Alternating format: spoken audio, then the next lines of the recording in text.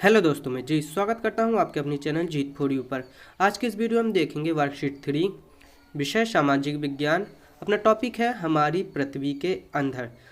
ठीक है, तो सीखने के प्रतिबल पर आपका एलो कोड है SS 703, 704 एंड 709, जो कि 709 आपने वर्कशीट 2 पे नहीं देखा था, यहाँ पर आपको देखने को मिल गया है। ठीक है, तो चलिए आगे चलते हैं। आगे चलने से पहले वीडियो को लाइक एंड चैनल को सब्सक्राइब कर दीजिए ताकि आने वाली वीडियो का नोटिफिकेशन आपको मिल सके। तो सबसे पहले हम विषय वस्तु का संक्षिप्त परिचय देखेंगे ताकि अपन को क्वेश्चंस के आंसर अच्छे से समझ में आ सकें। ठीक है ना, तो देखिए अपन पढ़ते हैं।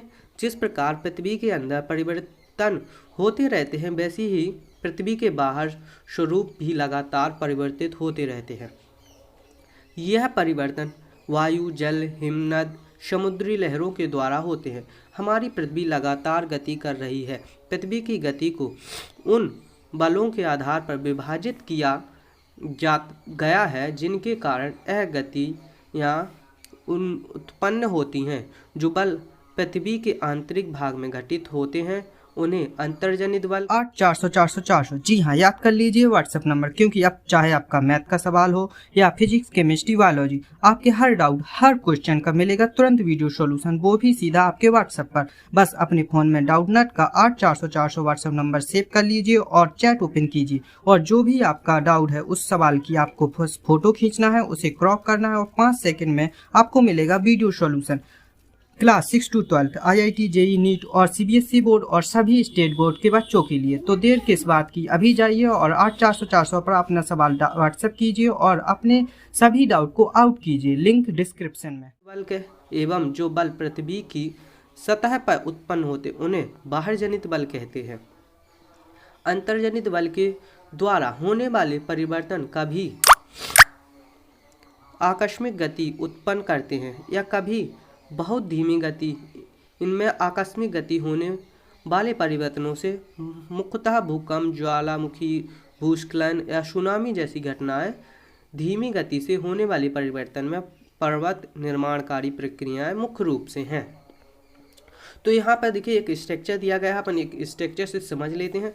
ये देखिए पृथ्वी की गतिविधियाँ हैं, ये अंतर्जनित बल के द्वारा हैं और ये बाह्यजनित बल के द्वारा हैं। ठीक है, तो अंतर्जनित बल के द्वारा आकस्मिक बल एंड पटल विरूपण बल। पटल विरूपण बल से पर्वत निर्माणकारी बल होगा, ये अंतर्जनित है। इसके बाद आकस्मिक बल भूकंप, ज्वालामुखी एंड भूस्खलन, ये सभी पृथ्वी के अंदर से होते हैं। ठीक है, इसके बाद अपन बाहर से देखेंगे अपर्दन और निरपेक्षण। नदी, बहता जल, पवन, समुद्री तरंग, हिमनद, ये सभी अपनी बाह्यजनित बल के द्वारा होती हैं। तो यहाँ से अपन अच्छे से समझ सकते हैं। ठीक है ना, आगे चलेंगे अपन। यहाँ पर देखिए भूकंप, ज्वालामुखी, भूस्खलन, बाढ़ या सुनामी ऐसी क्रियाएं हैं जो अचानक होती हैं एवं इनसे पृथ्वी की सतह पर अत्यधिक हानि होती है। इन्हें प्राकृतिक आपदाएं भी कहा है। इनके आने के दो कारण हैं, प्राकृतिक एवं मानवजनित। सबसे ज़्यादा आज के समय में मानवजनित कारण है और प्राकृतिक कारण बहुत कम है। आगे देखेंगे अपन। आपदा एक ऐसी अनपेक्षित घटना होती है, ये ऐसी ताकत द्वारा घटित होती है जो मनुष्य के नियंत्रण में नहीं होती। ठीक है ना, आपदा को कोई भी नियंत्रित नहीं कर सकता है। भूकंप या अन्य आपदाओं के दौरान हम अपना बचाव कैसे करें?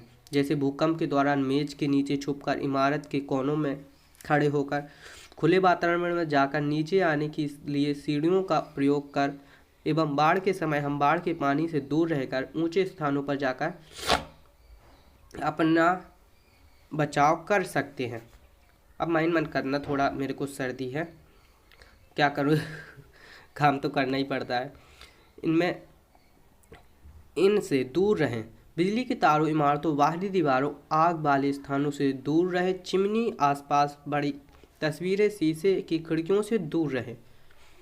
बाह्यजनित बलों के द्वारा पृथ्वी की बाहरी स्वरूप में होने वाले परिवर्तन मुख्यतः अपर्दन और निरपेक्षण की क्रियाओं द्वारा होते हैं। यह क्रियाएं जलवायु, हिमनद या समुद्री तरंगों द्वारा होती हैं। विभिन्न कारकों द्वारा निर्मित प्रमुख स्थलाकृतियाँ। ठीक है ना, देखेंगे अपन इसको।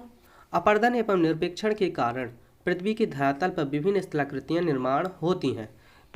इसे देखेंगे, नदी के जल में भूमि का अपरदन होता है। जब नदी किसी खड़े ढाल वाले स्थान से अत्यधिक कठोर शैल या खड़े ढाल वाली घाटी से गिरती है तो जलप्रपात बनता है। मैदानी क्षेत्र में बाढ़ के मैदान बेसर्प बनाती है एवं समुद्र में गिरने से पहले निरपेक्षण द्वारा डेल्टा का निर्माण करती है। ठीक है ना। आगे देखेंगे अपन, समुद्री तरंगों के अपरदन से तटीय स्थलाकृतियों का निर्माण होता है, जिनमें समुद्री गुफा, तटीय मेजबान, स्टेक, पुलिन मुख्य है। हिमनद के द्वारा पर्वतीय क्षेत्र में गहरे गतों का निर्माण होता है। बर्फ पिघलने से उन गतों में पानी भर जाता है और सुंदर झील बन जाती है। हिमनद के अपरदन द्वारा यू आकार की घाटी बनती है। पवन के अपरदन द्वारा रेगिस्तान प्रदेशों में छत्रक शैल, निरपेक्षण द्वारा वालू का टिब्बा और लोयम के मैदान का निर्माण करती है। देखिए यहाँ से अपनी अभ्यास हेतु वर्कशीट स्टार्ट हो जाती है। ठीक है ना। तो अपना पहला प्रश्न होता है इसमें, पृथ्वी की सतह पर अपरदन व निरपेक्षण से बनने वाली 4 स्थलाकृतियों के नाम लिखिए। तो देखिए पहला है जल प्रताप, बाढ़ के मैदान, छत्रक शैल, यू आकार की घाटी, जो कि अपन ने पहले ही देखी थी। अपन लास्ट वाली लाइन में देख भी सकते हैं। यहाँ पर देखिए ये यू आकार की घाटी है, छत्रक शैल है, बालू का टिब्बा और एंड लोएस के मैदान, ये सभी बनते हैं स्थलाकृतियाँ। ठीक है ना। आगे देखेंगे अपन निम्नलिखित को सुमेलित कीजिए। सूची आ एंड सूची बा। छत्रक शैल का अपन मिला देंगे पवन के अपरदन से, एंड स्टेक का मिला देंगे समुद्री तरंगों के अपरदन से, जैसे मैंने मिलाया हुआ है। जलप्रताप है नदी के अपरदन, एंड डेल्टा है नदी के निरपेक्षण से, एंड यू आकार की घाटी हिमानी के अपरदन से। ठीक है ना। तो ये अपनी पूरी की पूरी सही जोड़ियाँ मिल गई हैं यहाँ पर। आगे चलेंगे अपन। अगला क्वेश्चन होगा, दी गई स्थलाकृतियों के को सारणी के अनुसार अपरदनकारी शक्ति का नाम लिखकर वर्गीकृत कीजिए। जलप्रताप, पुलिन, यू कार की घाटी, छत्रक शैल, समुद्री गुफा। तो ये अपरदनकारी शक्ति का नाम है, ये निर्मित स्थलाकृति का नाम है। तो जल प्रताप, समुद्री तरंगे, पुलिन समुद्री गुफा, पवन छत्रक शैल, हिमनद यू आकार की घाटी। ठीक है ना। तो ये अपन ने देख लिया। आगे देखेंगे अपन छत्रक शैल किस प्रकार के प्रदेशों में पाई जाती है। छत्रक शैल रेगिस्तानी प्रदेशों में पाई जाती है। ठीक है। तो ये अपन ने इसका आंसर भी देख लिया। अगला है, दी गई स्थलाकृति किसके अपरदन या निरपेक्षण द्वारा बनती है। तो देखिए बालू के टिब्बे, जलप्रताप, डेल्टा, स्टेक। तो ये पवन के द्वारा बनती है, पवन के अपरदन द्वारा। नदी के जल से भूमि अपरदन, जैसे ऊंचाई से नदी का जल गिरता है ना, तो उसके द्वारा बनती है। भूमि का अपरदन है डेल्टा। इस समुद्री तरंगों के अपरदन से बनती हैं। तो ये सभी के सभी लिख गए हैं यहाँ पर। ठीक है ना। अगला देखेंगे अपन, तेज गर्मी के बाद बारिश का होना सुकून देता है, लेकिन जब यही बारिश अति बारिश में बदल जाती है तो किसका स्वरूप बना लेती है। तो ये अपन शॉर्ट में भी लिख सकते हैं बाढ़ का, और आप चाहें तो ऐसा भी लिख सकते हैं जैसे कि तेज गर्मी के बाद बारिश का होना सुकून देता है, लेकिन जब बारिश अति वर्षा में बदल जाती है तो है बाढ़ का रूप ले लेती है। ठीक है ना। ऐसा भी आप लिख सकते हो। इतना भी लिख देंगे तो आपका गलत नहीं होगा। ठीक है ना। आगे चलेंगे अपन। अपना अगला क्वेश्चन है, यदि आप विद्यालय की बाल कैबिनेट के प्रधानमंत्री हैं तो भूकंप के बचाव के लिए आप छात्रों के अन्य लोगों को क्या बताएंगे। तो देखिए अपन ऐसे लिखेंगे, भूकंप के दौरान बने रसोई के काउंटर या मेज़ के नीचे दीवार के अंदरूनी कोनों में आश्रय लेना चाहिए। भूकंप के दौरान हमें आग वाले स्थान, चिमनी के आसपास तथा टूट सकने वाली खिड़कियों, दर्पण एवं तस्वीरों के फ्रेम से दूर रहना चाहिए। तो ये सलाह हम दे सकते हैं अगर हम प्रधानमंत्री हैं तो। ठीक है ना।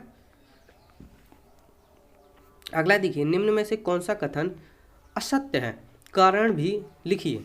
तो देखिए भूकंप के दौरान मेज के नीचे छुपकर अपना बचाव करना ये सही है। बाढ़ के दौरान ऊंचे स्थानों पर जाना ये सही है। भूकंप के दौरान चिमनी के आसपास रहना ये गलत है। तो इसको अपन टिक कर देंगे। ठीक है ना। इसके लिए अपन को कारण देना है।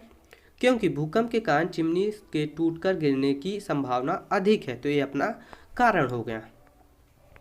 अगला क्वेश्चन देखेंगे अपन, पृथ्वी के अंतर्जनित बल के द्वारा होने वाली आकस्मिक गति से कौन सी घटना होती है? तो पृथ्वी के अंतर्जनित बल के द्वारा आकस्मिक गति से भूकंप तथा ज्वालामुखी जैसी घटना होती है। तो अपन ये उत्तर में लिख देंगे तो अपना आंसर सही हो जाएगा। इसके बाद देखिए यहाँ से प्रोजेक्ट कार्य चालू होता है। प्रोजेक्ट कार्य है अपना, भूकंप के पश्चात समाचार पत्रों के मुख्य समाचारों के रूप में दिया गया भूकंप का एक वस्तु स्थिति अध्ययन पढ़ो। इस घटना को क्रमानुसार श्रेणी में बद्ध करो। ठीक है, तो भूकंप की विषय वस्तु दी गई है अपन को, भूकंप एक वास्तु स्थिति अध्ययन, जो भुज के भूकंप के झटके, शहर में आग लगना, 26 जनवरी 2001 को भुज में भूकंप आया था। उसके लिए कुछ पॉइंट दिए गए हैं, जैसे 1, 2, 3, 4, बहुत सारे पॉइंट दिए गए, देखिए 7। तो आपको ये पॉइंट बाई पॉइंट लिखना है, जितने आप पॉइंट चाहो उतने लिख सकते हो। ऐसा कोई नहीं है कि आपको पूरे के पूरे पॉइंट लिखना है। तो देखिए मैंने यहाँ पर कुछ पॉइंट लिखे हुए हैं, आप देख लीजिए। यहाँ पर भूकंप की वस्तु का अध्ययन, जैसे 1 पॉइंट लिखा है, 2 पॉइंट लिखा है, 3 लिखा है, 4 लिखा है, 5 लिखा है। तो केवल 5 पॉइंट यहाँ पर लिखे हुए हैं। 26 जनवरी 2001 को भुज में 6.9 तीव्रता का भूकंप आया था।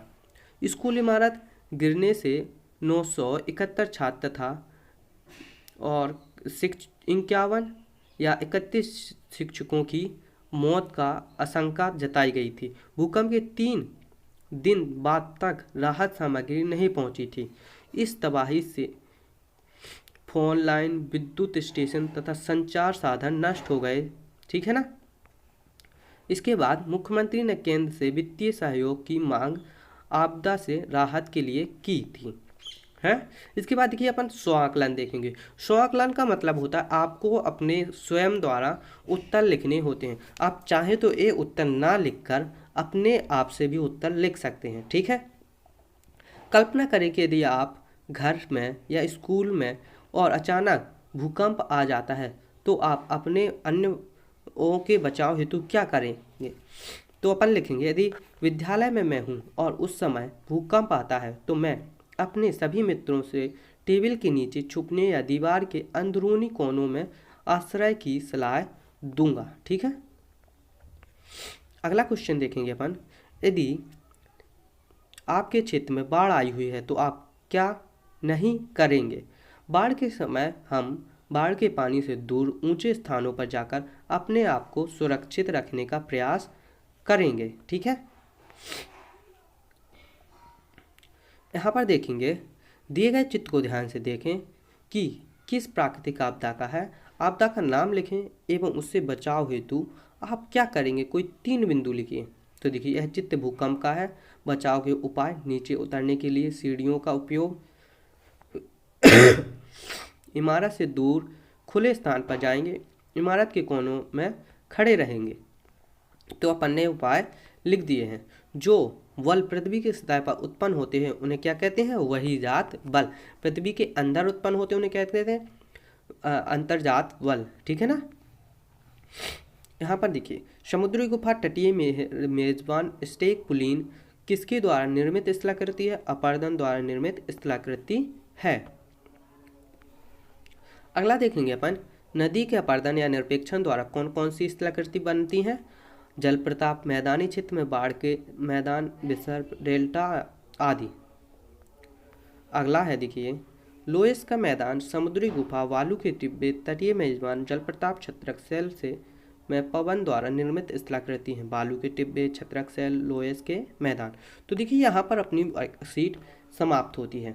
अगर आपको फिर भी कोई क्वेश्चन समझ में नहीं आया है तो आप कमेंट करके पूछ सकते हैं और इसकी PDF फाइल के लिए मेरे Telegram channel Jeet for you को ज्वाइन कर सकते हैं। तो इस वीडियो को अपने दोस्तों के साथ ज़्यादा से ज़्यादा शेयर करें ताकि सभी के पास इसके सॉल्यूशन पहुंच सकें। तो मिलते हैं अगली वीडियो में, तब तक के लिए धन्यवाद।